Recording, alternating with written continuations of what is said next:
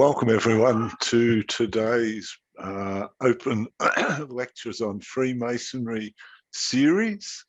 And tonight we have the pleasure of having Dr. Mike Kearsley present to us. My name's Brendan Kyne. I'm the Secretary of the Australian and New Zealand Masonic Research Council and also Secretary of the Victorian Lodge of Research, but not about me. What about Dr. Mike? Well, Worshipful Brother Mike is a past Grand Orator for Middlesex, England, past Grand Lecturer for New Zealand, a full member of the Quatuor Coronati Lodge in London. That's the premier lodge of Masonic research. In fact, if it wasn't for the whole pandemic, Brother Mike would be the current Worshipful Master of that lodge. Mike's also a member of many research lodges and chapters, a member or honorary member of 5 different constitutions with grand rank in several of those constitutions. He's also been a Prestonian lecturer, winner of many awards and prizes for his Masonic research and lectures.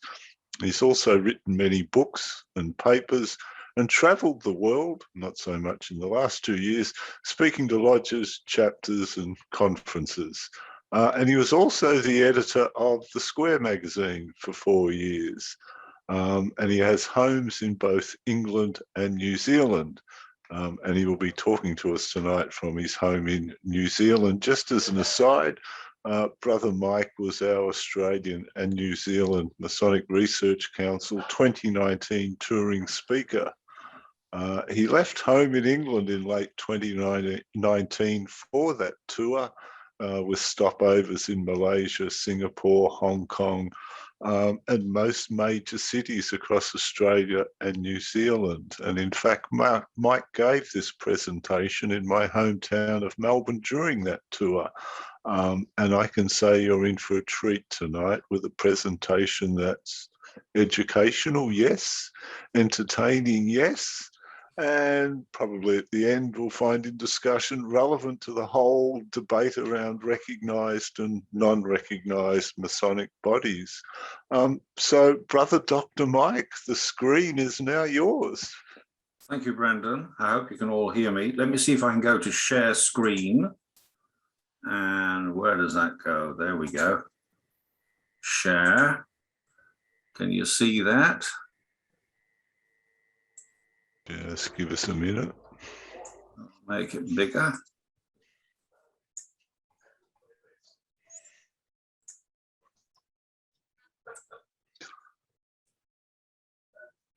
There we go. How's that? Can you see that all right?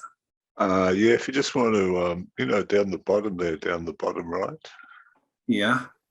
Hit the button right on the far right there. No, the no, one next. Yeah, you better. Oh, okay. Yeah. Okay. Please yourself. So can you see all of that? You can see that clearly? No. Over to you. Over to you. But you, Brendan, you can see the screen. You can see my slide and everything. Yep. All good. All good. Okay. Well, thank you, everybody. Thank you for inviting me to make this presentation to you. I know that some of you have heard this before, gluttons for punishment. But so those of you that haven't, let's hope you enjoy it.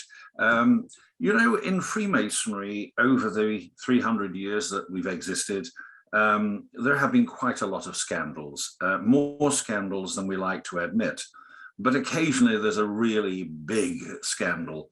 And what I'm going to talk to you about tonight is one of those really big scandals that occurred in the 1980s in Italy and in London, i.e. the Roberto Calvi affair.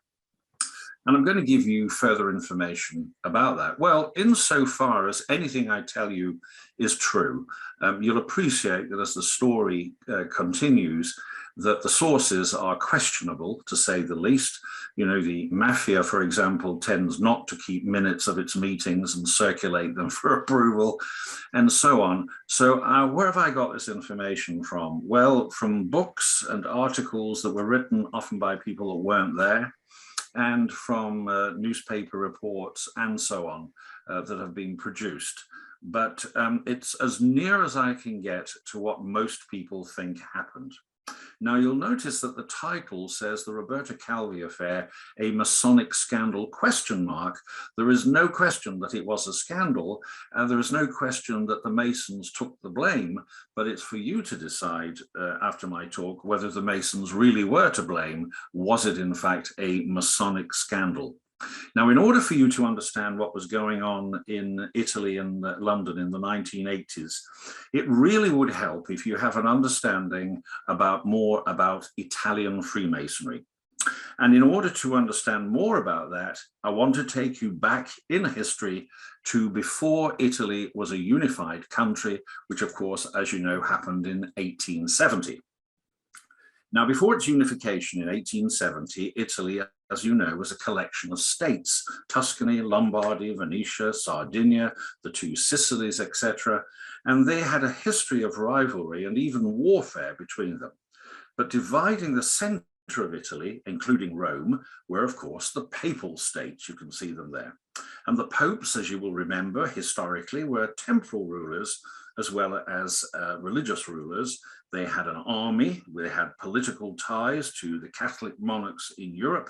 They played politics with these and were a force in European politics and certainly in Italian politics. Now, much of Italy was ruled at various stages by foreign powers. The Swiss were there, the French were there with Napoleon, the Austrians were there, even the Brits were there. We had our bases down in the south. And the popes conspired with these foreign rulers to influence politics and to support them even with money and with soldiers. Now, there had been many attempts throughout the 18th and 19th century to create some kind of unified Italy, and various alliances were forged and broken. But there are certain themes that run through all the people that wanted a united Italy. First one was to get rid of the foreign rulers. Well, that makes sense, doesn't it? The second one was to get rid of the influence of these kings in their little kingdoms, in their little states. They had a vested interest in keeping the status quo. And the third was to remove the influence of the Catholic Church, who were playing politics far too much. All of these three were seen as obstacles to unity, and therefore, if you were in the cause of Italian unity, you were not on the Christmas card list, shall I say, of those three groups. Now, we can move on to 1805. Let me just change this, because in 1805, in the Palazzo Giustiniani in Rome, the Grand Orient of Italy was founded, the first organized Italian Masonic lodge. By combining a Grand Lodge in the north and a Grand Lodge in the south, it became the first Grand Lodge of Italy. And it immediately got itself involved in the politics of the time. This, after all, is the era of the French Revolution, the Napoleonic Wars, and many other turbulent events throughout Europe. Now, why would Freemasonry be attractive to these people? Well, maybe the lodges provided a focus for intellectuals and dissidents to meet and to discuss their plans and their grievances behind a locked door. Perhaps the doctrine of equality and fraternity that we had would strike a chord with these people. Perhaps the influence of that growing democracy across the Atlantic, now free of its kingly rule from England, was also an incentive. Remember, the French had been very much involved in that, and some Italians. But how much Masonic ritual and Masonic teaching was important to these early Italian Masons in their Grand Orient is, shall I say, open to some conjecture. And you'll understand what I mean when I introduce you to some of them. Giuseppe Garibaldi, I'm sure you remember him, 1807 to 1882. Was the Grand Master of the Grand Orient. He traveled extensively, supported all sorts of revolutions, countless battles to free Italy from the Austrians and from papal influence. And of course, he's famous for his red shirt and the poncho and the biscuits. I have to tell you that Garibaldi had no time whatsoever for Masonic ritual, and he only thought of Freemasonry as a network that would unite progressive men as brothers within nations and as members of a global community. Giuseppe Mazzini, 1805, 1882, Grand Master of the Grand Orient, a lawyer and a writer who espouses the cause of Italian unity through revolution and anarchy from the safety of his exile in England. Isn't it interesting how many of these revolutionaries planned their revolution from the safety of England? We all know about Karl Marx, of course, sitting there in the British Library. You may remember that Jomo Kenyatta worked, when he was planning his revolution in Kenya, was working on a market stall in Doncaster in Yorkshire, that Ho Chi Minh was a waiter at the Savoy when he was planning his revolution, and they all seem to find a safe haven in England. Now, Mazzini was in fact an advocate of the United States of Europe, and he is credited with developing and supporting a number of groups. He found that wherever there was a group of people that he thought he could organize, finance, train, he would use those people and bring them into the cause. Well, he came across one such group near Palermo in Sicily. He organized them, he trained them, he financed them, and once Italian unity had been achieved, this group decided not to disband, but to continue, and today we call them the Mafia. He did exactly the same thing in Naples, and today that group is called the Camorra, the criminal gang of Naples. Can you see where this is going? The end justifies the means. Well, Mazzini, by the way, was reported to have been a 33rd degree Mason in the Scottish Rite, with links obviously to the head of the Scottish Rite, and that's Albert Pike that you can see here in the bottom right, and links to Lord Palmerston in England that you can see in the middle there, and to Bismarck over there top right, who was planning, of course, his unified Germany, 1871, only a year later. And there on the bottom left is the headquarters of the Scottish Rite Southern jurisdiction that Albert Pike was running. Now, this has been questioned whether they really were 33rd degree Masons, but one who definitely was this chap, Adriano Lemmi, 1822 to 1906, a 33rd degree Mason, Grand Master of the Grand Orient, close friend of Mazzini, close friend of Louis Kossuth, who was the leader of the Hungarian Revolution. There was one going on there as well. What's happened? Ah, wait. Something silly's happened. Let me get rid of that. There we go. And Lemmi set up banks. He set up trading companies. He had the concessions to run the railways. He had the tobacco monopoly. And he realized that if you control the finances of a country, you control the country. See where this is going? Another Grand Master of the Grand Orient, Ernesto Nathan, 1848 to 1921. Born in England of Italian parents, moved back to Italy, to Rome, actually became the mayor of Rome, and his house in Rome became the center for these sort of people to meet and discuss and debate the politics and so on. And a visitor to his house at the time was the then Prime Minister, a guy called Francesco Crispi, 1819 to 1901. There's Crispi. Now, Crispi's left-wing party initiated land reforms, educational projects for the working classes, as well as organizing a few violent demonstrations. Like the other revolutionaries, he was very much against the church to begin with. But then he realized that you are not going to knock the Roman Catholic faith out of the Italians quite so easily. And he realized that if you can't beat them, get them on your side. So what he did is he started to make connections with the Vatican in order to use its power for his own ends. And he became so good at this that in 1894, some of the lodges in the Grand Orient wanted to expel Crispi who was then their Grand Master, for being too friendly with the Catholic Church. Now, I could go on like this for a long while, but I think you are getting the picture. This, the Grand Orient, is not the conservative, royalty-led establishment body like the United Grand Lodge of England. It couldn't be farther from it. In fact, in England and in Sweden, they were equally worried about revolution, but the monarchy in those two countries handled things slightly differently. What they did is they went to the Freemasons and said to them, look, would you like me to be your patron? Would you like me to be a supporter? And of course, being English, we fell for it, didn't we? And said, well, that would be absolutely wonderful. In fact, how about being Grand Master? And that is exactly what they did. And what is the very best way to know what's going on in an organization?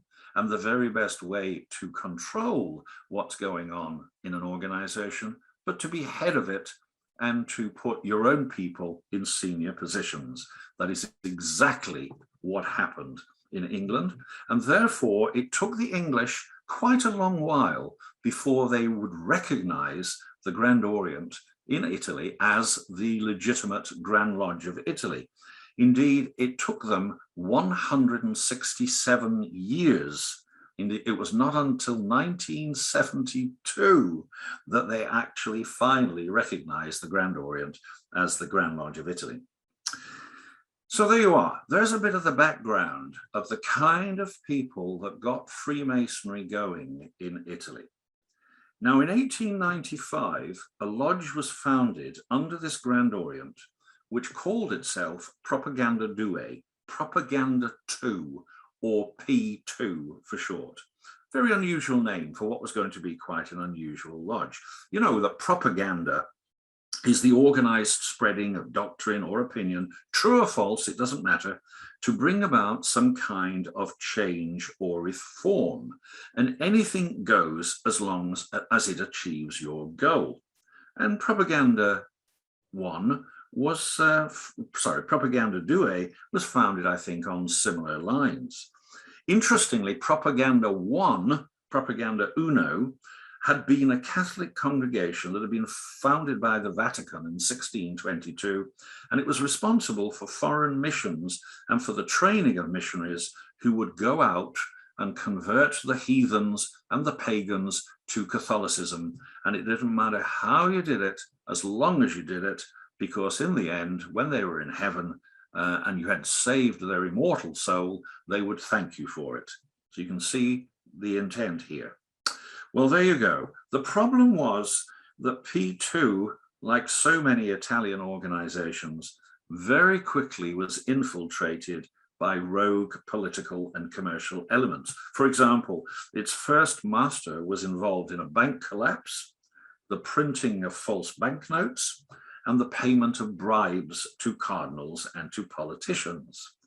The lodge continued to exist from the moment it was created, but its influence was greater or lesser, depending obviously on the circumstances of the time, what was going on in society, etc.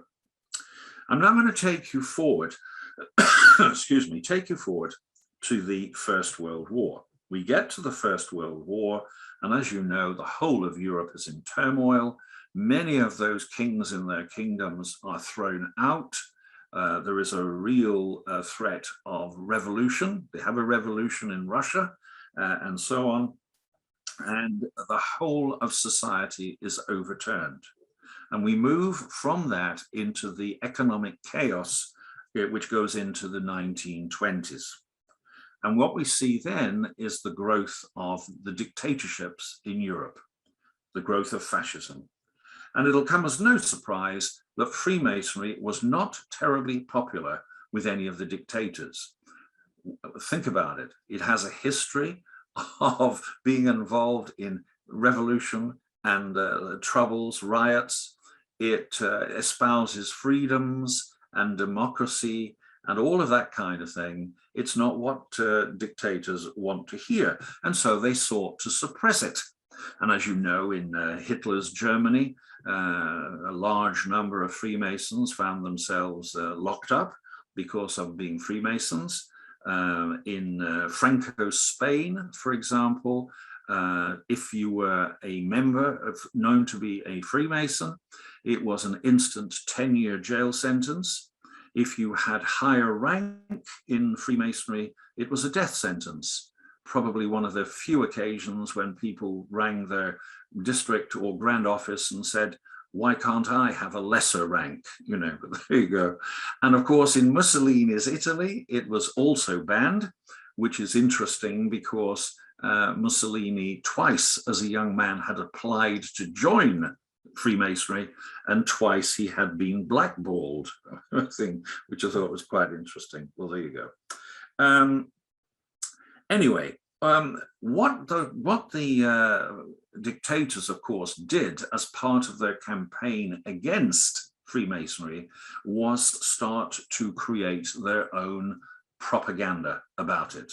We were Satanists, we murdered children and drank their blood, we stole orphans and we rode goats, and we were involved in sex magic, and you name it, we did it. And there were various exhibitions showing this, and the public, of course, came to believe a lot of it. So this is all going on in the 1920s and the 1930s. And it's from this time that the English Freemasons generally, but certainly the English Freemasons, started to go into total secrecy. Because how had these dictators found out who was a Freemason and who wasn't? Easy. All the names, all their addresses, all their contact details were all widely available. They were actually printed in the newspapers, Masonic events, and so on. So the response of Freemasons was to go completely secret, get rid of all of the records, don't admit to anyone that you're a Freemason, don't even talk about it when your children or anybody is there. We had total secrecy. The Masonic silence. So let's move on, and we move now to the Second World War. And in the Second World War, of course, the dictators are largely overthrown, and we start to see this P2 Lodge in its newer form. And I want to introduce you to one of the characters in this part of the story, Licio Gelli. No, he's not Jelly, it's Gelli. All right. Sorry, I'm getting it wrong. You want to say Gelli, the Italians say Jelly. And Mr. Gelli, which is a rather nice sounding name, was not a nice person at all. He was born in 1919, was in the fascist expeditionary force, the Black Shirts, at age 17, went to Spain, became a liaison officer with the Third Reich. His contact, interestingly, in the Third Reich was Hermann Goering, who, of course, Hitler had appointed to suppress Freemasonry, Hermann Goering. He was, of course, a member of the Italian Fascist Party and all that kind of thing. Now, we have the Second World War. Come to the end of the Second World War, when others had been fighting, Licio had been making contacts. We have a situation now where the Russians have occupied half of Europe, the eastern half of Europe, the Iron Curtain, the communist bloc. There are large communist parties in Italy and in France. And the Americans are paranoid about the spread of communism. This man, Licio Gelli, goes to the Americans and says, I can help you. I have many contacts that I've created during the war, and I can help you to prevent the spread of communism. What I need is your support and a little bit of money. Well, actually, a lot of money. And the Americans say, Licio, if you can do this, money is not a problem. And from this moment, millions of dollars of money is funneled largely by the CIA into Italy through Licio Gelli. Now, why am I telling you this? Because in 1963, Licio Gelli was initiated, or possibly resurrected, the P2 Lodge. And with his influence, his CIA influence and money, and all his connections, very quickly became its master. He then went on a very aggressive recruitment drive in Italy and in Europe and in Argentina, enlisting high-ranking military contacts, leading business figures, leading political figures, and even criminal figures. He had access to the CIA files on everyone. He could pick the most embarrassing secrets in order to persuade you to do what he wanted you to do. He had diplomatic immunity. He had 4 passports, brokered all sorts of deals, and seemed to have been involved in all sorts of nefarious dealings, which included bombings and assassinations. Much of this supported and financed by the money that was flowing from the CIA to supposedly counteract communist influence in Italian politics. Gelli, in fact, boasted that the daily intelligence report that was prepared for the Italian Prime Minister was delivered to him first every morning for him to see what was in it. Now, he is now running this P2 Lodge, and he operates this lodge like no other lodge that I think you would recognize. Firstly, it never has any meetings. Individuals, if he wants to talk to you, are summoned to rooms 27, 28, or 29 of the Excelsior Hotel on the Via Veneto. The Via Veneto is the road that is running this way down here. And you go in one door, maybe leave by another door. You meet only who he wants you to meet. You don't know who else is there. There appears to have been some sort of short initiation ceremony that appears not to have anything like a Masonic ceremony that we would recognize, but thereafter there are no open meetings and nothing whatsoever that would look like a Masonic meeting or a Masonic ritual meeting. So this is a strange situation. And Italian Freemasonry, the Grand Orient, hear about these irregularities, and they investigate the lodge. And with Decree 444 LS in June 1976, they strike off the lodge. They withdraw its warrant.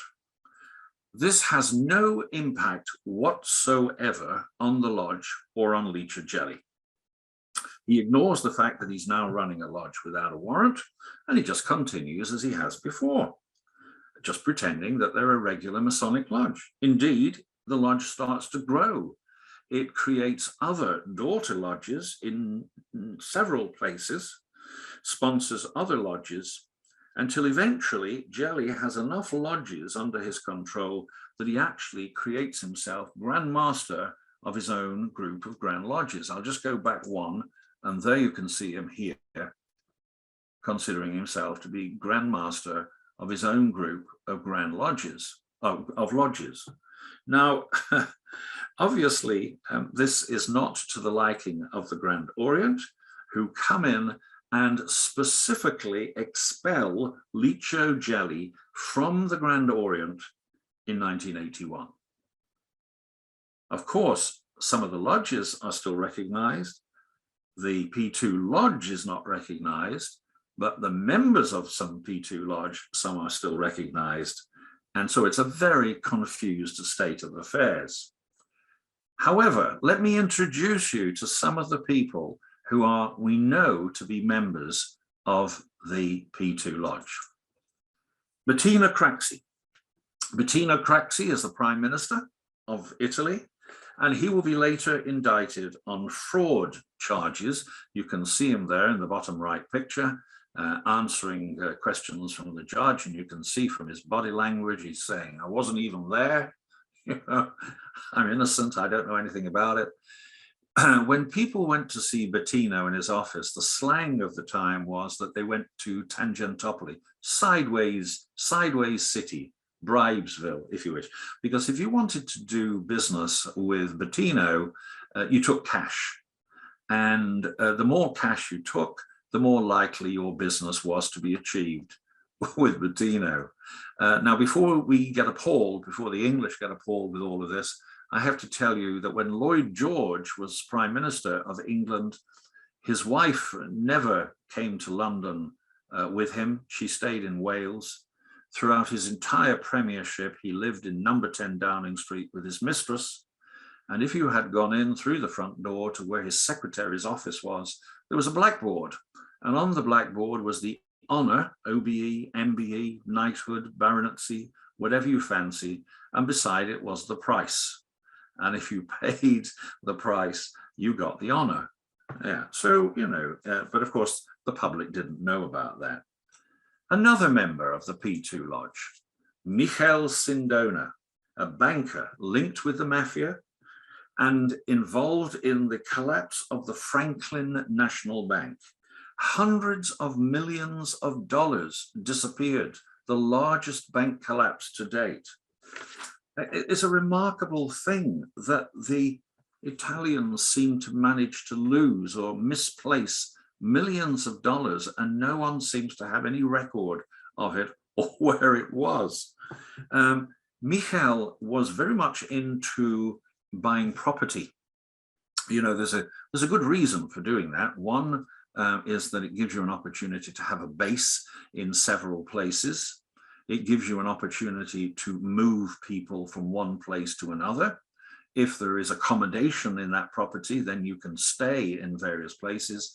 And as well as that, property prices generally tend to rise, certainly in the major cities. And so Michel was open to buying property in the major cities throughout Europe and elsewhere. Well, in fact, one of his mates in the United States contacted him and said, Michel, there's a property here that you might be interested in. It might suit your purposes. And Michel went over and he had a look at it and he said, yep, that's absolutely perfect. And he bought it. And the property was Watergate and the mate was Richard Nixon. Small world, isn't it?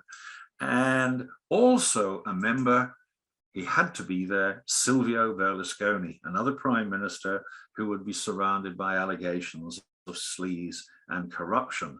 And of course, there he is, Mr. Smooth. You can see him in the middle, smooching with Benedict, the last, but not the present Pope, but the Pope before him. And in fact, Silvio was into, when this whole scandal erupted later, Silvio was interviewed on Italian television. This is the other thing that I find quite remarkable, that no matter what you've done, you can be interviewed on Italian television. You can be up on multiple murder, mass murderer, and being held, and yet they can interview you on Italian television, it seems. Anyway, he was interviewed on television and he was asked, you know, tell us the truth. Yeah, right. Tell us the truth.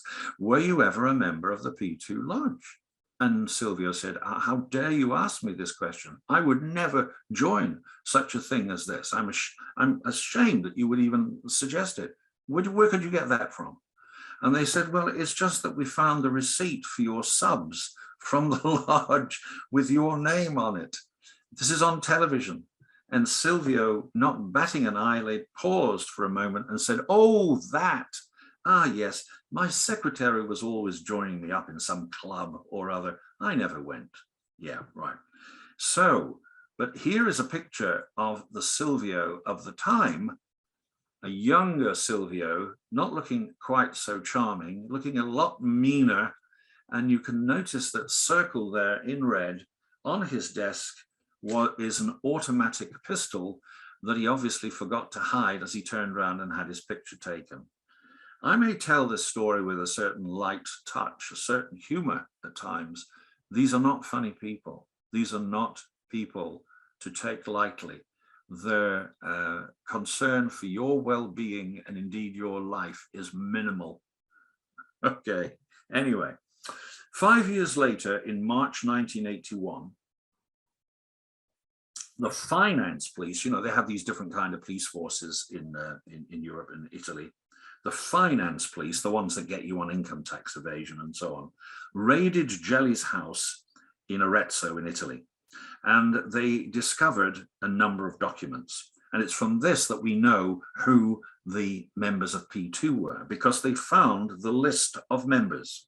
And there were 962 names who were members of the P2 Lodge.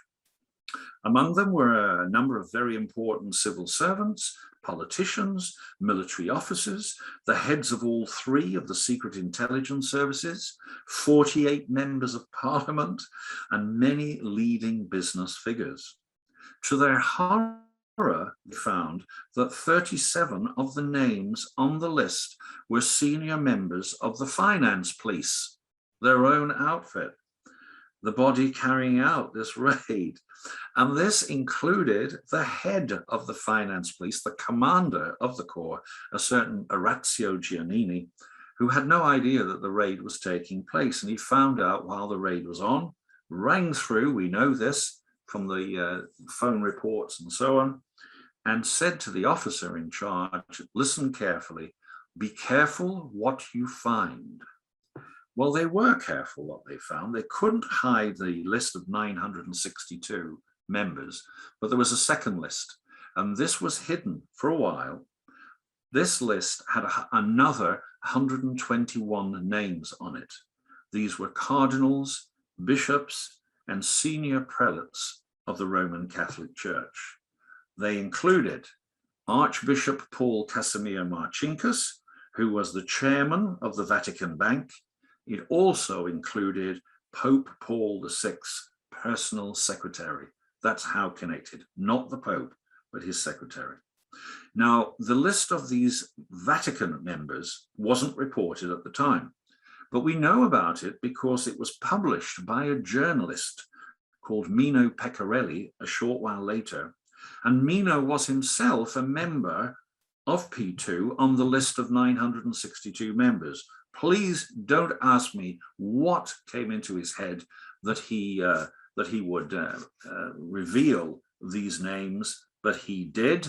And a short while later, unsurprisingly, met with a rather tragic accident when he was accidentally shot in the head several times while sitting in his car in a side street in Rome. Marcinkus, by the way, an archbishop, comes into the story quite a lot. And he is described at the time as a man totally without scruples. Interesting description for an archbishop of the church. But amongst the many bankers and financiers who were members was a certain Roberto Calvi. We finally got to him. He was president of the Banco Ambrosiano of Milan. He was already on trial for various charges for the illegal export of capital and so on and so on. And whilst his bank and the people that worked in the bank was above board, we will say, his biography runs like the villain in a Bond story. Money laundering, bank collapses, deals, assassinations, bombings, drugs, and the high life that you would expect of someone who is awash, literally, with millions of dollars of other people's money. Described at the time as frighteningly introverted and frustratingly uncommunicative, a man who lives only for power. Well, there you go. Well, now he said later that he had traveled extensively to the City of London, that he had visited lodges in the City of London, that he'd formed links with senior Masons in London, none of which has been substantiated, and which, of course, is completely denied by any of the people or the lodges that he mentioned.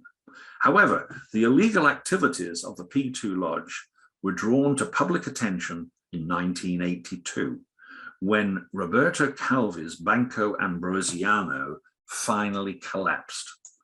After years of being on trial and in court, Calvi, who had already got the nickname God's Banker because of his links to the Vatican Bank, was finally sentenced to 18 years in jail, being found guilty of fraud concerning a black hole of $1.4 billion of the bank's money. Yes, he can't figure out where $1.4 billion has disappeared to. And of this, $250 million belonged to the Vatican Bank, another bank, the one being run by Marcinkus. Now, the Vatican Bank, by the way, was interesting. Most people think it must have existed for a long while. It actually was created in 1942 by Pius XII, there he is, and it operated in total secrecy.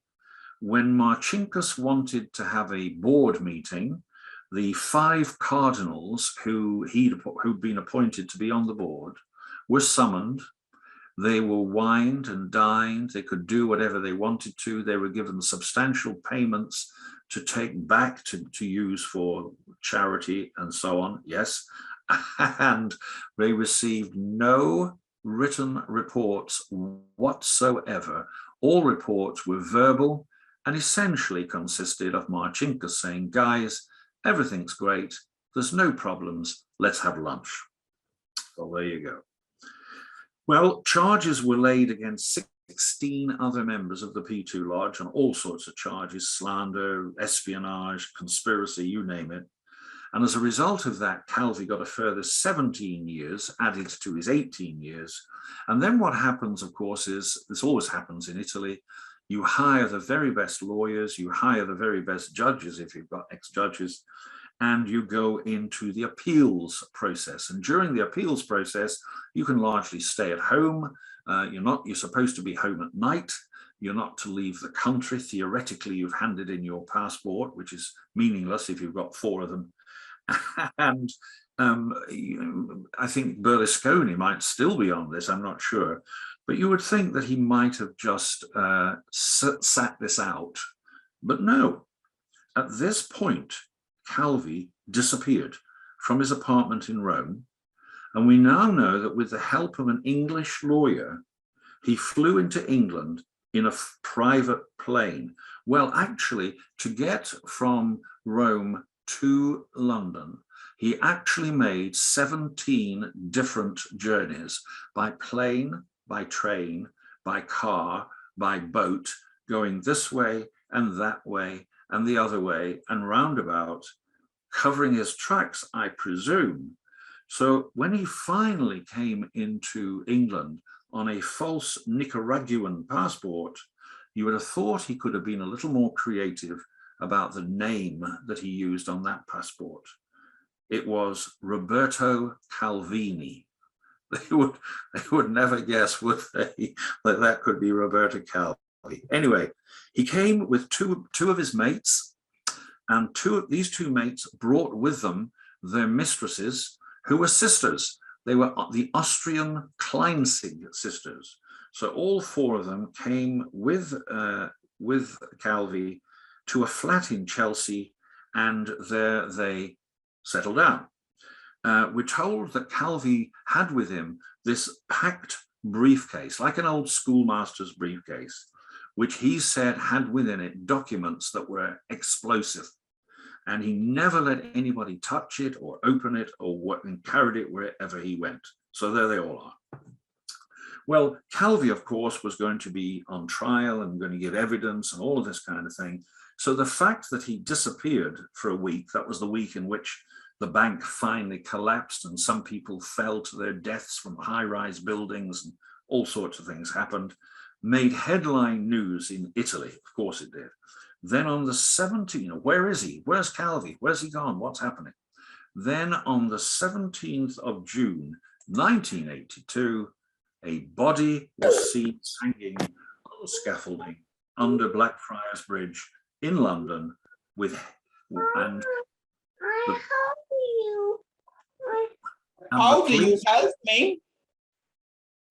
and the police were called, and the police saw this. What we have is an older man who we now know had a fear of heights, who is beautifully dressed, has a very expensive Patek Philippe watch, but his pockets and his trousers, which are tucked into his socks, are stuffed with bricks, and he is hanging from scaffolding under a bridge in London, Blackfriars Bridge, which is just on the boundary of the City of London.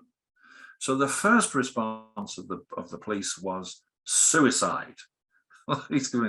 And when I tell this to, telling this to audiences, there'll always be somebody who's ex-police who will agree that this is what used to happen.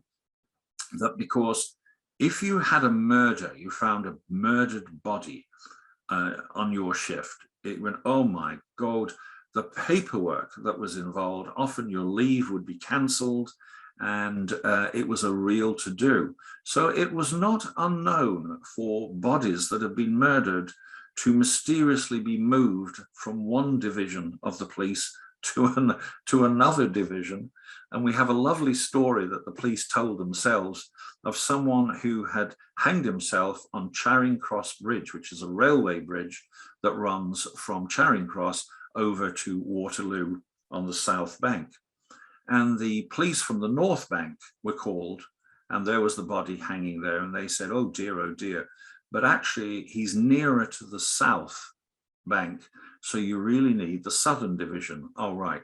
So the southern division boys were called, and they said, oh dear, but he's actually on a railway bridge, so you really need the railway police. And the railway police were called, and they said, oh dear, but he's actually nearer to the river than he is to the bridge, so you really need the river police. Do you get the idea? They're all trying to move it on to somebody else.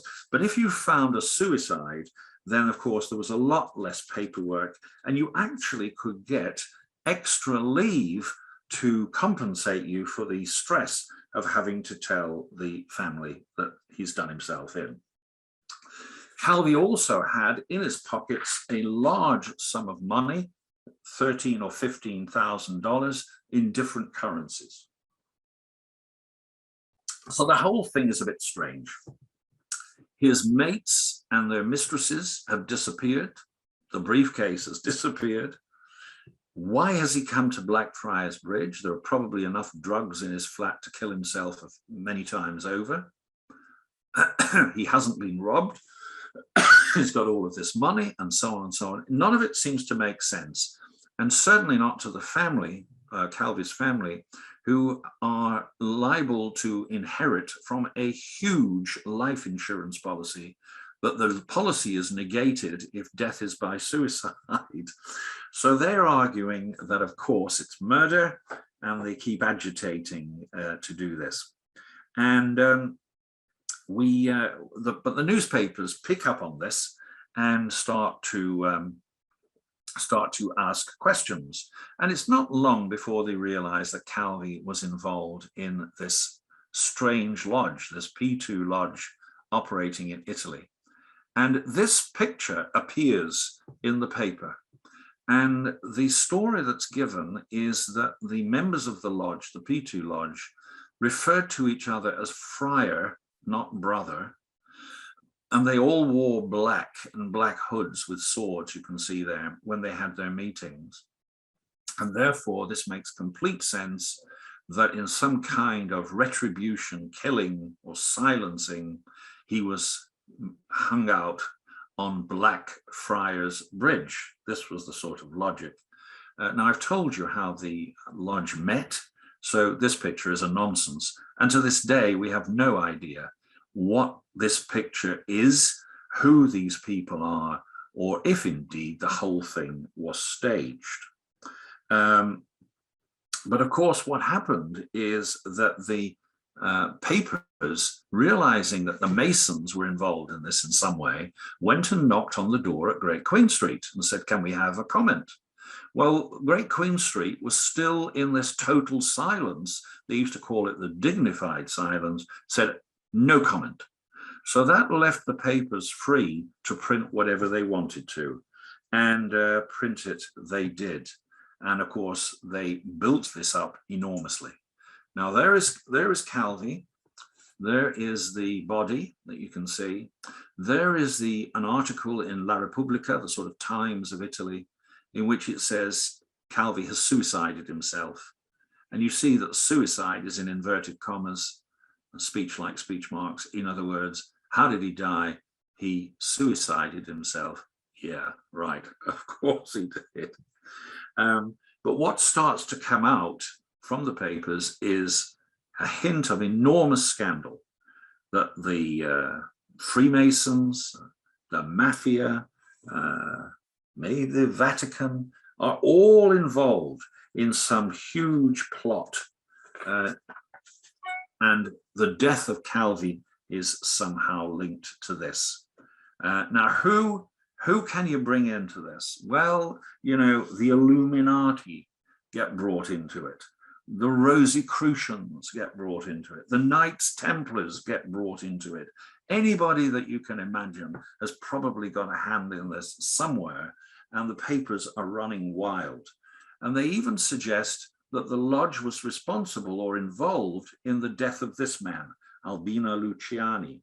Now, you know, when a pope dies, the cardinals come to Rome, and theoretically they're locked into these apartments, walled into these apartments. You know, these are not cubby holes, this is a substantial area. And they have to debate, and then they wait for divine guidance, and they vote. And when they vote for a pope, if the voting is clear, then white smoke comes out of a chimney. But if the voting is not clear, then black smoke comes out because they failed to agree.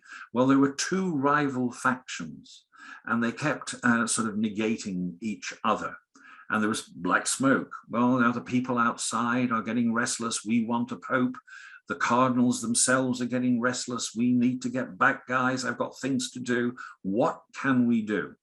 So what they agreed to do is to elect someone who they feel would be good in the interim and cause no problems. I always say a sort of John Major of the Vatican. These days, I might change that to a Joe Biden of the Vatican. Might ring a chord, but you get the idea. So they say to themselves, well, who? And they say, well, you know, Albino Luciani. And it's reported that several of the cardinals said, who? Because they hadn't heard. Anyway, gradually they said, oh, look, he's a great guy. He's a decent, honest, moral, wonderful person. They said, great, just the kind of guy we can manage. And Albino Luciani finds himself elected as Pope. Genuinely never thought for a moment that he would be elected Pope, and he takes the title John Paul I. Now they think that everything will settle down, but they've miscalculated. John Paul I says, I didn't plan to be Pope, but if it's God's will that I should be Pope, God wants me to be Pope, I think he probably wants me to be a good Pope. So he takes to wandering around the Vatican, wandering into offices. Hello, I'm the Pope. Who are you? What do you do? What's your purpose? What? You know, nobody's walked through that door for 1,000 years. He calls on Archbishop Marcinkus. Marcinkus, he says, look, I need to take know what's going on with the finances. Can I have all of the accounts of the Vatican Bank, please? Oh my God, what? Never been asked for these before. The cat is really amongst the pigeons. All hell is breaking loose. And very interestingly, 33 days into his papacy, John Paul goes to bed. We are told that he was given or brought a cup of chocolate or cocoa, some say by a nun. In the morning, he is found dead in bed. His various things are missing. The cup and saucer are missing. The nun cannot be found. And of course, people suspect murder. And this chap, David Yallop, who is very well known to us here in New Zealand, because he wrote a book about a very famous murder here in New Zealand, where a guy called Arthur Allen Thomas was accused of a murder and was basically framed. And Yallop wrote a book in which, in fact, Thomas was released, etc., etc. But he investigated this, and he wrote a book called In God's Name, telling you all the story of what was going on. If you've never read this book, you really should read it. It's a fascinating read of what was going on in the Vatican. Well, of course, we've now got a dead Pope again. So they all come together again, and they decide that what they'll do this time is elect the Polish guy. the guy that loves to travel, the guy that will never be home, loves the media, John Paul II. And that's what happens. And you can just see the scene where John Paul II says to Marcinkus, Marcinkus, I'm going to be away an awful lot. Would you continue to look after the Vatican Bank for me? Your Eminence, it would be my honor to do this. And everything goes back to normal. And Yallop writes a second book, which is called The Power and the Glory. Read the two of them together, how everything happens once John Paul II comes in. Anyway, there you go. And an awful lot of money flows into Poland and to Solidarity and so on and so on. Remember, we're still against those communists. Anyway, so this scandal has worldwide implications. The Prime Minister of Italy is forced to resign. There's a special commission in the Italian Parliament. They're not happy about the P2 Lodge. They finally get Gelli on some minor charges, and they manage to actually get him in a jail cell for the night. And when they come to get him in the morning, he's gone. He's not there. He's disappeared. Where did he go? Nobody seems to know. And he was finally discovered 17 years later, living in Kyne in the south of France at the age of 79, with no recollection of who had broke into his cell that night, abducted him, and forced him to live in luxury in the south of France for the last 17 years. Now, most people are hazy when it comes to the overall facts of this affair, but the common perception is there was a huge scandal, a financial scandal. There was certainly a ritual murder. There were a lot of other murders, by the way, at the same time, and Freemasons were in it up to their ears. And I won't read them to you, but every article that was written about this was talking about Freemasonry, Masonry, the Lodge, and so on. It was very, very uncomfortable.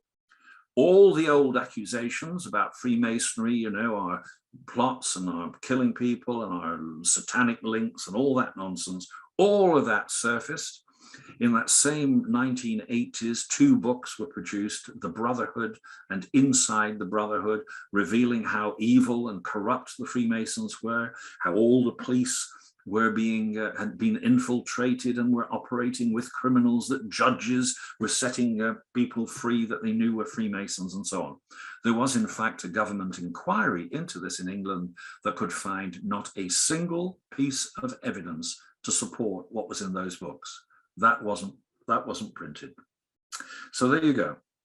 And the whole affair simply fed the fire of those who can see conspiracies and secrets in everything. Freemasons worldwide felt that the spotlight had been turned on them, and it was extremely critical. Large numbers of people left. Many people didn't join as a result of it, certainly in Italy. Now, there's this idea of these secret societies, plotting, machinations, and so on, of course, is really good news. Sells newspapers and it sells books. And here's one book that's on that genre, you might say, The Da Vinci Code, Dan Brown. And there he is. Dan Brown's the one in the middle, bottom there. And although Dan Brown actually had a very high opinion of Freemasonry, he's not stupid. He realized that this kind of intrigue sells books, and that's exactly what he did. He's a little more complimentary in The Lost Symbol, the book he wrote after that, but you will need to read the books anyway to see that. It was even said at the time that the Lodge had been implicated that the film The Godfather 3 was based on what the members of the Lodge were doing. And in fact, in The Godfather 3, you have the scene where the Pope is murdered and various cardinals are murdered and various things happen. In fact, Gelli signed an agreement to produce his own film, can you believe, that was going to reveal all. And the film was going to be called The Conspirator, and it was never made because funding was withdrawn. And here it is in La Repubblica again. The film about Calvi, the money has been blocked, and it still scares people, and they want to stop it, etc. Gelli actually wrote the script and the plot, and believe it or not, in 1996, on the basis of that, got himself nominated for the Nobel Prize in Literature, which he didn't get. Anyway, in 1996, 4 known Mafia men and one of the Kyne sisters, remember there were 2 of his mates and 2 sisters with him in Chelsea, but 4 men and 1 sister were indicted for his murder. This was in 2005, that's 23 years after the death. They have a fortified courtroom and a trial. 600 witnesses are called. You might be saying, witnesses to what? What witnesses? 5 television cameras, 20 reporters. The chief prosecutor, Luca Tescaroli, is given round-the-clock protection. And when they're coming out and people shout, tell us the truth, tell us what happened, says, go and see the film Godfather 3. It's all in there. Meanwhile, one of his best friends, one of the 5 on trial for killing him, that's this guy here, Flavio Carboni, is interviewed again on Italian television and assures them that this was in fact simply a suicide by a depressed man who could have been helped by his friends if he'd only come to them in the first place. You say, Carboni, you were in the flat with him in Chelsea, you disappeared, whatever. Anyway, during the interview, the interviewer says to him, well, what about the briefcase? Carboni says, what about a briefcase? Well, we heard that he had this briefcase, that it was full of incriminating documents, explosive documents, and it disappeared. And Carboni on Italian television says, what are you talking about? And 23 years after the event, produces the briefcase on television, opens it and says, look, it's empty. Gone. Well, there you go. All of them, what are they? 5 are acquitted due to lack of evidence, of course. There is an appeal in 2010, and their acquittal is confirmed due to lack of evidence, because of course by this time witnesses, whatever witnesses or people involved, some have died, some have moved on, some have forgotten what they saw conveniently, and so on. I think there's a picture here, let me just check. No, but the idea that regular Freemasons were involved has persisted to the present day. And you wonder, will we ever know the truth of it? I mean, yes, he was probably killed. He was probably killed because he'd lost a lot of money. He was probably killed maybe because he was going to be worried that he was going to open his mouth. Maybe he was having a nervous breakdown, etc., etc., etc. But many of the characters, many of the people in this, of course, have long since moved on or died. Michael Sindona, for example, they finally got him in jail on some charges. This was in the United States. And he was sitting having breakfast one morning when one of his mates came up with a cup of coffee, 2 cups of coffee, and said, hey, Michael, I got myself a coffee. I know you like to have a coffee in the morning. I got one for you. Great, says Michael, and he drinks the coffee. And a short while later, grabs his throat and says, my God, they've got me, and drops down dead. Be careful of your friends. As far as Marcinkus was concerned, Marcinkus never gets made a cardinal. He is quietly retired as chairman of the Vatican Bank, and he retires. He goes to live in Sun City in Phoenix, Arizona, where he's known as Father Chink, and he plays golf every day, has a round of golf every day, and everybody there says he's a great guy, and they have no idea what his background was. And he's finally found dead in his apartment at the age of 84. This is in 2006, leaving a son by his current mistress. Anyway, there is a sequel which brings us to the present day. In 1993, a group of Italian Freemasons broke away from the Grand Orient, saying that it was irretrievably corrupt and too involved in political intrigue. And they set up a rival Grand Lodge called the Regular Grand Lodge of Italy. again, the stories are never simple, because the people who break away were the Grand Master and several of the Grand Officers of the Grand Orient to set up a rival Grand Lodge. Anyway, there you go.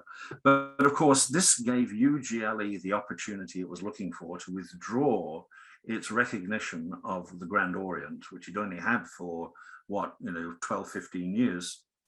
Like, yeah, 15 years. And it couldn't recognize the second largest Grand Lodge in Italy, because that was co-Masonic, men and women. So it could now recognize another all-male Grand Lodge, the regular Grand Lodge. And that's the situation today. And the current Grand Master of the regular Grand Lodge is this guy, Fabio Venzi, who I know quite well. In fact, I proposed him into Quatuor Coronati Lodge. There's no dirt surrounding Fabio, I hope. If he goes down, I go down with him probably. But he's an academic, he's written lots of books, and there's one of them, The Influence of Neoplatonic Thought on Freemasonry. Those of you who were at the ANZMRC Australian Zoom lecture the other night with John Molnar will remember that he was talking about the influence of Neoplatonic thought on Freemasonry and Masonic rituals, etc. And that's the situation. He has made many links with lodges in England and in other places, and he seems to be doing quite a good job. So, but of course, it raises all sorts of questions. And some of the questions that you like to consider, I mean, can we truly expect that all people who call themselves Freemasons worldwide will always be decent and honorable people, even those that are in regular and even recognized lodges? We have this difference between regularity and recognition and whatever. And how is the public to know?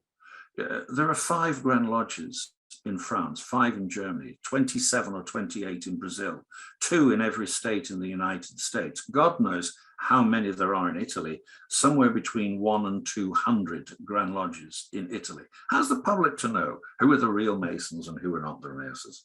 And when we find that behavior is unacceptable, who's to say what is acceptable behavior? I mean, was agitating for unity and freedom by those early Italian Freemasons that I mentioned, was that wrong when they were trying to get rid of dictatorship and trying to get rid of being under the control of foreign bodies? Because if we say bad things about them, then we'll have to condemn also Washington and Jefferson and Franklin and all those other guys who did exactly the same thing in the United States, in fact, had a war in the United States.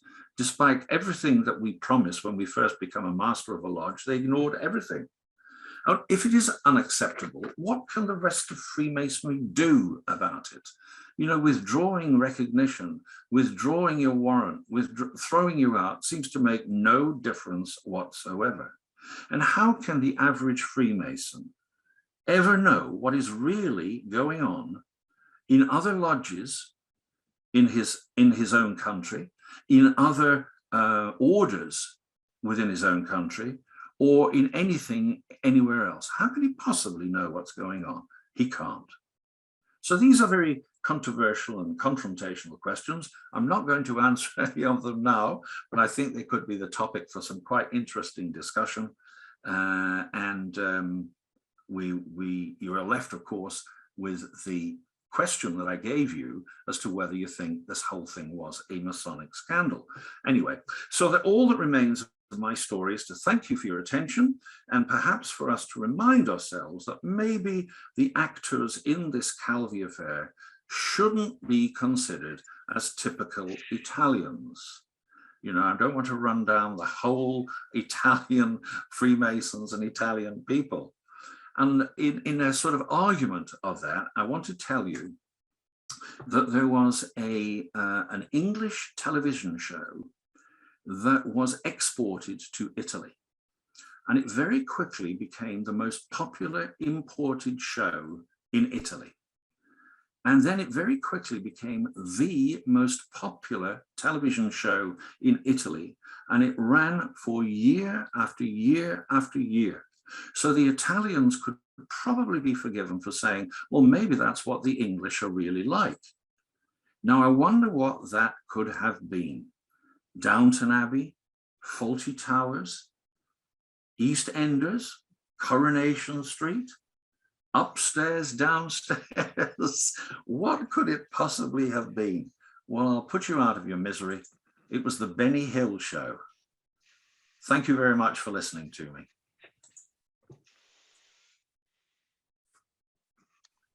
Thank you, Mike. What a wonderful presentation. Flavio Carboni's got to be my hero, going onto Italian television and saying, there's nothing wrong. I've got the empty suitcase to prove it. I wonder if there's any relation to the Carboni that was Garibaldi's right-hand man, who, nice connection to Australia. He came out here and helped ferment some revolution on the goldfields. No one's got their hands up yet, but we do have a question, one from Cecile. I don't know the answer to this. What is the connection between P2 Lodge and Operation Gladio? Gelli, after the Second World War, was instrumental in getting ex-Nazis out of Germany and into Argentina, and into, often, depending who they were, into the United States. That whole operation was called Operation Gladio. The gladius was the sword that the Romans used to carry, the little short sword, a gladius. And that's what he did. And of course, the Americans wanted certain ex-Nazis, particularly those who'd been involved in atomic research and the V2s and all of that kind of thing. In fact, many years later, when the Russians put the Sputnik, the first satellite thing that was going around the Earth, the Americans were paranoid that the Russians were now able to go round the Earth and spy, if you wish, on everybody on the Earth. And they were saying, how can this be? How can this possibly be? You know, we're the greatest nation in the world. How can the Russians possibly have done this? And Bob Hope, bless him, said, well, it's obvious, isn't it? Obviously, the Russians captured German scientists were better than the Americans captured German scientists. And in order to get these scientists in, and some just to Argentina and Chile and places, Gelli was up to his ears in that. Of course, people paid for this as well. So, you know, that's what the operation was. Hasu.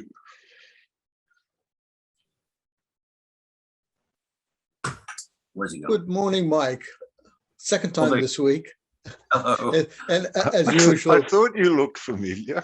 Yeah. Entertaining, and the wisecracks always fit in with the serious topic as you go along. But I think a couple of things that you mentioned were interesting. The setting up of the Vatican Bank, and it was interesting that it was set up at the peak time when the Nazis were Yes. losing their looted wealth. So, Yes. you know, it was a creation to formalize the thefts, basically. You know, long story in that. But also the other thing is interesting is that where Calvi was found hanging at Blackfriars Bridge, when this incident happened, we didn't have Canary Wharf. So all the financial institutions were around Blackfriars, St. Paul's, you know, and this was, and all the trains, all those people who came into work in the city used to come along. And, you know, this was a warning to anyone in the city who had their nose in the trough, not to do anything silly. Otherwise, they could end up in the same place. So, you know, it was probably a warning sign to those in the city who were still living off the ill-gotten gains. And I think also the other thing is today, even now, the square mile is still considered to be the laundry of laundering money, washes more money from illegal sources than anyone else. So, and now it's become more sophisticated. You have blind trusts and offshore holdings. So I don't think anything has changed that much. Now, the only thing that's changed is the faces and the sophistication of the operations. They don't go and hang anyone. There were many explanations as to why Blackfriars Bridge. I gave you one about the Blackfriars, and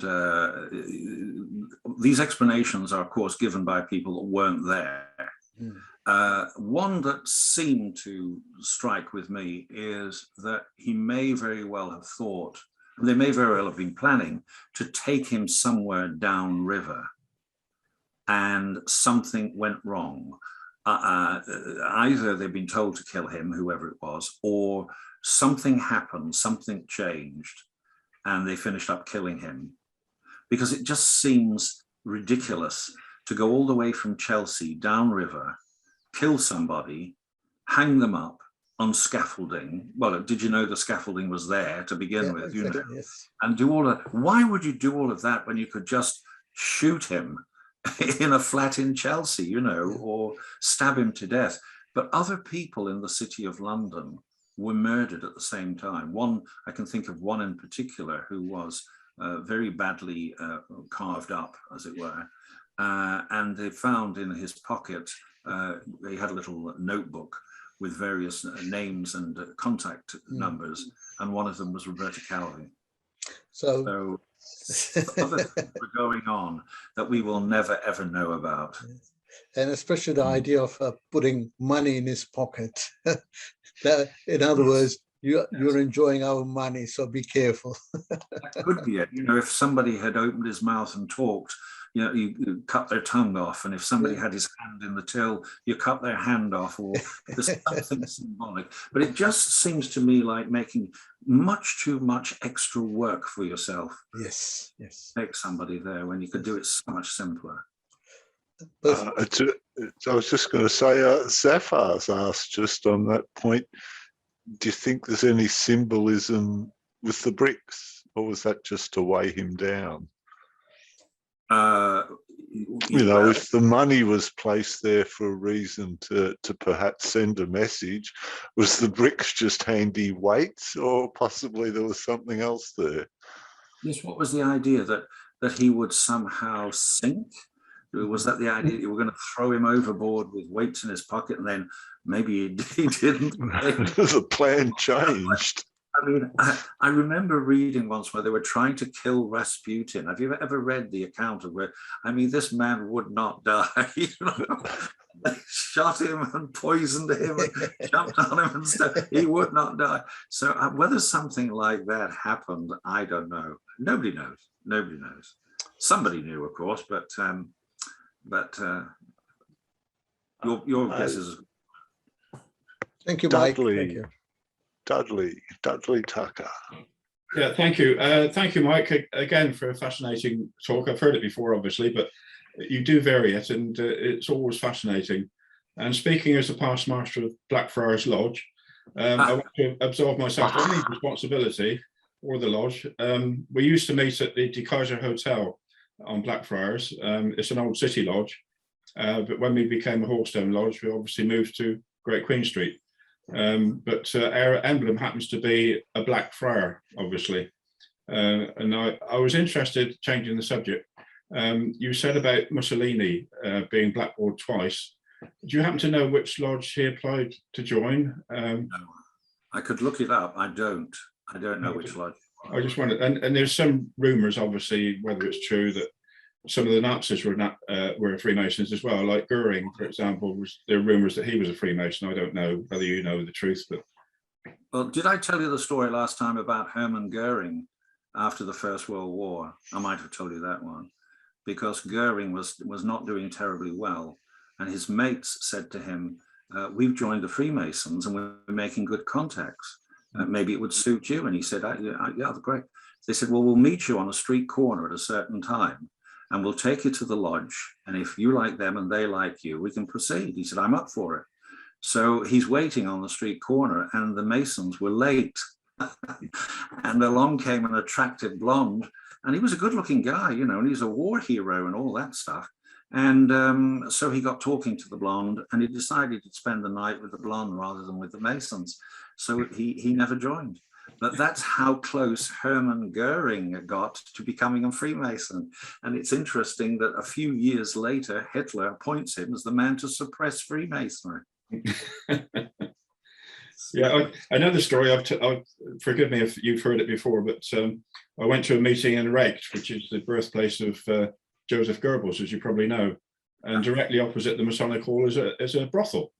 I know I didn't go in there, by the way, but it's interesting to know there's a brothel directly opposite the Masonic Hall in Recht, in Bavaria. Well, when we had those 4 lodges that created the first Grand Lodge in 1717, 2 of them had the brothels in the same building.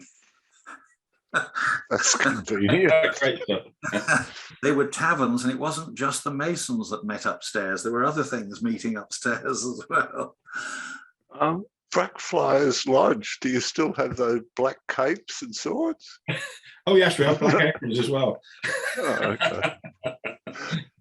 Thanks, Dudley. Our old friend Hugh O'Neill has a question. Hugh. Oh, where's Hugh? He's got his hand up. There he is. Hello, Hugh. He's on mute, though. Still can't hear you, Hugh. We can't hear you, Hugh. I've just unmuted myself. There we are. There we go. There we go. Mike, this is really just to thank you from one warden of QC Lodge to another warden of QC Lodge. Once again, a remarkable exposition of the Calvi affair and so on, with slight differences from the 2 or 3 that I've heard in the past. Wonderfully done and superb. Thank you so much. Thank you very much. Thanks, Hugh. Good to see you. Any other questions? David, who we'll be seeing tomorrow night. Yeah, well, we'll be doing that. And thanks so much, Brother Mike and Brendan. Just a clarification, as far as I understand, the Grand Orient in Italy is in amity with US GLs, right? It kind of remained in the regular family, so to speak. Yes, but not with UGLE. We have a whole department in UGLE, the Grand Chancellor, who spend their entire days figuring out who we can be friends with and who we're not friends with anymore. And this can change depending on what people are doing and so on. It can get quite complicated. And what they have is, say, 2 steps. Are you regular? Are you doing the things that Freemasons should be doing? Now, women Freemasonry, the 2 Grand Lodges, are regular. They do exactly the same that the men do, even call each other brother, and they have a Grand Master and so on. But of course, we can't recognize them because they are women, and therefore, and this is what the Grand Chancellor does on all of these things. It gets very strange. But I should tell the other people, this Calvi keeps getting requested because get him to tell you the story of Calvi. I've got lots and lots of others, and I've done about 5 or 6 for David, and I think I've got about 4 or 5 more to do, haven't I? About 4 of all the other talks that I give, but people say, no, give us the Calvi. Well, there you go. It's a good story. Looking forward for tomorrow's. Love it. Yeah, tomorrow is a one. I'm talking about the ritual. Royal Arch and Well, remember, Mike, that children always like to have their bedtime stories repeated time after time after time. Yeah. Well, Hugh, you know Fabio as well. Yes, and I do. Fabio Venzi, that is the Grand Master of the. He sent me an article from La Repubblica, which had revealed that within the Grand Orient, now I'm talking probably about 4 years ago, within the Grand Orient, another lodge had been discovered, which was attracting political and criminal elements, following the same kind of path, etc. Oh dear. Guess what this lodge is called? P3. Yes. Did you not? Are you a member? No, I'm not. But guess who? They're very imaginative, aren't they? I mean, Calvi with his Calvini and exactly. But do you know who the master of it is? Flavio Carboni. Oh no. The briefcase man. Oh dear, oh dear. Oh Well, I dear. was the master of it. So I don't know. They, amazing stories. But as I repeat, these are not funny people. Actually, No, we're not laughing. dangerous people. Unless there's one final question, Mike, we might let you go to bed. It's probably getting quite late in New Zealand. What a good idea. Tony's got his hand up. Tony, last question. Oh, Anton's here, right? Oh, is it Anton? No, Tony. It is Tony, not Anton. Good evening, Mike. Been a couple of months since we bumped into each other. Mike, look, very interesting. Loved the talk, but I'd like to pick up on the question of how Freemasons were treated under the rather extreme right-wing movements in Europe in the 30s. There's no doubt that Franco in Spain was pretty harsh on them. I mean, that might be an understatement. Mussolini wasn't much better, but some of my recent reading indicates that the situation in Germany was somewhat different, that whereas some Freemasons were targeted, mainly because of the Jewish influence, other members among the German ruling class at the time were Freemasons, and it didn't seem to be too much of a bother that they weren't in the same situation as they were in Spain or Italy. Right. I'd be interested in your views. Okay, one of the former members of Quatuor Coronati, Alain Bernheim, wrote some very interesting papers on this. There were 5 Grand Lodges in Italy before the Second World War, and of course they were quite different in the way they did things, and only one of them actually sort of resisted the Nazis.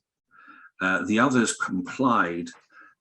They wrote to Hitler, for example, and said such things as, we are loyal German subjects, we support the Third Reich, we have never allowed Jews to come into our lodges and never will, and all this kind of thing. So and then they even changed their name and they didn't call themselves Freemasons, they called themselves, Knights of the Pelican or something, or Knights of the Black Eagle or something. But it didn't work because, of course, dictators don't like the idea of people meeting in some sort of secrecy, particularly with the history that Freemasons had. So they were going to be suppressed. The question is whether they were concentration camps or whatever, just because they were a Freemason. And I think Alain suggested that very often there was another reason as well. They were communist sympathizers, or there was another political reason, because quite a few didn't get punished, as you know. They managed to, and there is this sort of myth that they all wandered around with these little blue, what's the flower? Forget-me-not. Yeah, the little blue forget-me-not, as though the Nazis could never figure out that a guy with a little blue forget-me-not was a Mason, which is, of course, was nonsense. And it was a really, really interesting paper. The UGLE was not keen on that paper being presented because of the behavior after the war. When German Freemasonry was trying to resurrect itself, the argument was that it was allowing in as members people whose background was extremely questionable in what they had been involved in. And also the question was whether they would require a belief in God or not. The Grand Orients often don't require a belief in God. And the compromise was agreed with UGLE. And again, this is what Alain was talking about, which is why it wasn't so popular, that the Germans agreed that they would require a belief in a supreme being, but what any applicant had done from 1933 to 1945 was irrelevant to his application as a member of the lodge. This satisfied UGLE, but they weren't so satisfied that Alain would start revealing all of this. And so I think, Hugh can correct me on this, but I think he never presented it, but I think we printed the paper, didn't we, Hugh? I can't remember whether we have actually printed it or not, because I have read it several times. It's out there on the net. You can just look it up. But just look up I don't know, the Forget-Me-Not and Elaine Bernheim's name, and you'll find the paper there. I don't know whether he actually presented it in Lodge or not, and I don't think we ever printed it.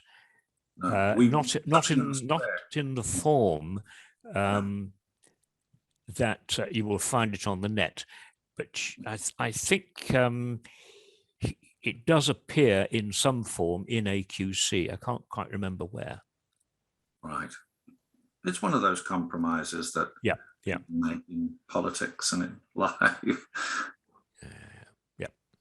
That's all I know about that, I'm afraid. Yeah. Well, there you go. Wow, I think we might wrap it up then, Mike. Thank you once again for an entertaining presentation. Thank you everyone for coming, and for our host, Okran, thank you very much. And we might leave with that, gents. And if you're not doing anything tomorrow night, you can catch Mike at David Cincinnati's Superior Order. At 11 o'clock at night. Oh, God. For me. So farewell and see you next time. Okay. Thank you, Brendan. Thank you, everybody. See you tomorrow day. Thank you. Greetings.